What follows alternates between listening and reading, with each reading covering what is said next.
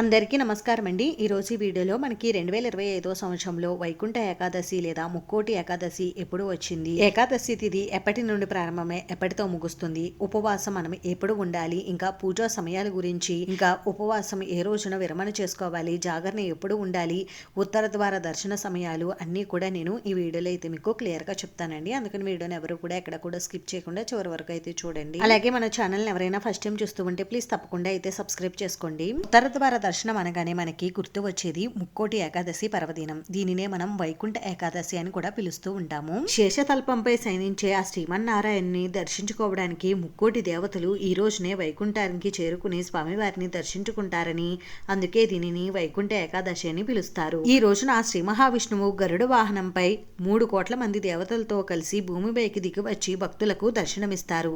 అందుకే దీనిని ముక్కోటి ఏకాదశి అని కూడా పిలుస్తూ ఉంటారు.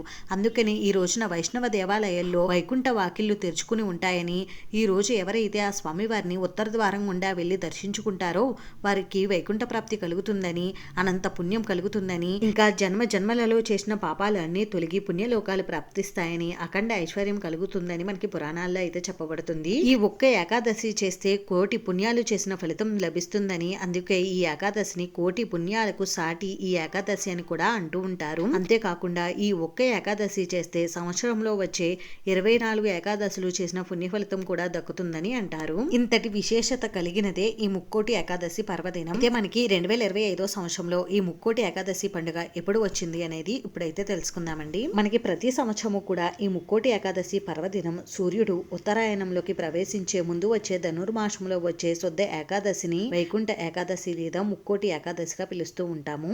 ఇంతటి పరమ పవిత్రమైన ఈ ముక్కోటి ఏకాదశి పర్వదినం మనకి ఈ 2025 సంవత్సరంలో ఎప్పుడు వచ్చింది అని అంటే, స్వస్తి శ్రీ చాంద్రపాణ శ్రీ క్రోధి నామ సంవత్సరం దక్షిణాయనం పుష్యమాసం శుక్లపక్షం ఏకాదశి తిథి ప్రారంభం 2025 జనవరి 9 గురువారం ఉదయం 11:58 నుండి ప్రారంభమయ్యి 2025 జనవరి 10 శుక్రవారం ఉదయం 9:47 వరకు అయితే ఉంటుందండి. మన హిందూ పంచాంగం ప్రకారం సూర్యోదయ సమయంలో ఏ తిథి అయితే ఉంటుందో ఆ రోజు అంతా కూడా ఆ తిథిగా పరిగణిస్తాం. కాబట్టి మనకి 2025 సంవత్సరంలో వైకుంఠ ఏకాదశి పర్వదినం 2025 జనవరి 10 శుక్రవారం రోజు అయితే జరుపుకోవాలి. మనం స్వామివారిని దర్శించుకునే ఉత్తర ద్వార దర్శనం కూడా ఈ రోజే జరుగుతుంది. ఈ రోజు తెల్లవారుజాము నుండే మనం స్వామివారిని ఉత్తర ద్వారం గుండా వెళ్లి దర్శించుకోవచ్చు. ఈ రోజు తెల్లవారుజామున 3 గంటల నుండి ఉదయం 9:47 వరకు మీరు స్వామివారిని ఉత్తర ద్వారం గుండా వెళ్లి దర్శించుకోవచ్చు. ఈ సమయంలో మనం దర్శించుకుంటే చాలా మంచిదండి.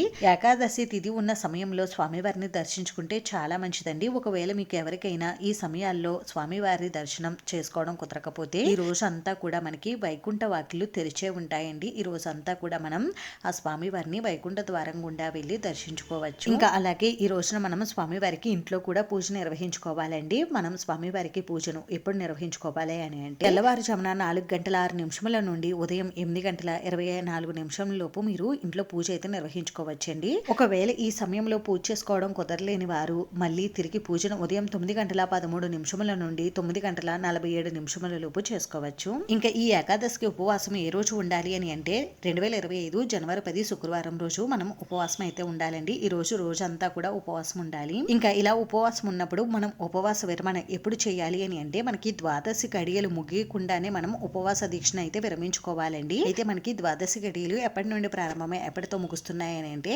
జనవరి 10వ తేదీ ఉదయం 9:48 నుండి ప్రారంభమయ్యి జనవరి 11 ఉదయం 7:52 వరకు అయితే మనకి ద్వాదశి గడియలు అయితే ఉంటున్నాయండి. కాబట్టి మీరు జనవరి 11వ తేదీ ఉదయం 7:52 లోపే మీరు ఉపవాస దీక్షను అయితే విరమించాలి. ఇలా చేస్తేనే మనకి ఉపవాసం చేసిన ఫలితం అయితే దక్కుతుంది. ఇంకా జాగరణ కూడా జనవరి 10వ తేదీ శుక్రవారం రాత్రే ఉండాలండి. సాధారణంగా మామూలు రోజుల్లో వైష్ణవ దేవాలయాల్లో ఈ ఉత్తర ద్వార దర్శనం అయితే ఉండదండి. కానీ ఈ వైకుంఠ ఏకాదశి రోజు మాత్రం మనకి దేవాలయాల్లో వైకుంఠ ద్వారాలు అయితే తెరుచుకుంటాయి. ఈ వైకుంఠ ఏకాదశి రోజున మాత్రమే భక్తులందరికీ ఉత్తర ద్వార దర్శన భాగ్యం అయితే కల్పిస్తారు. తిరుమల దేవస్థానంలో కూడా శ్రీవారి గర్భాలయానికి ఆనుకుని ఉన్న ఉత్తర ద్వారం అంటే వైకుంఠ ద్వారాన్ని ఈ రోజున తెరిచి ఉంచుతారు. అయితే ఒక రోజులో భక్తులకు స్వామివారిని ఉత్తర ద్వారం గుండా దర్శించుకునే అవకాశం కల్పించడం జరగదు. కాబట్టి తిరుమలలో ఈ రోజు నుండి స్టార్ట్ అయిన వైకుంఠ ద్వార దర్శనాలు జనవరి 19 ఆదివారం వరకు అయితే ఉంటాయి. ఈ విధంగా అన్ని నియమాలు పాటిస్తూ భక్తి శ్రద్ధలతో ఎవరైతే ఆ స్వామివారిని ఈ ముక్కోటి ఏకాదశి పర్వదినం నాడు పూజిస్తారో, అలాగే ఆ స్వామివారి స్వామివారిని ఉత్తర ద్వారం గుండా వెళ్ళి దర్శిస్తారో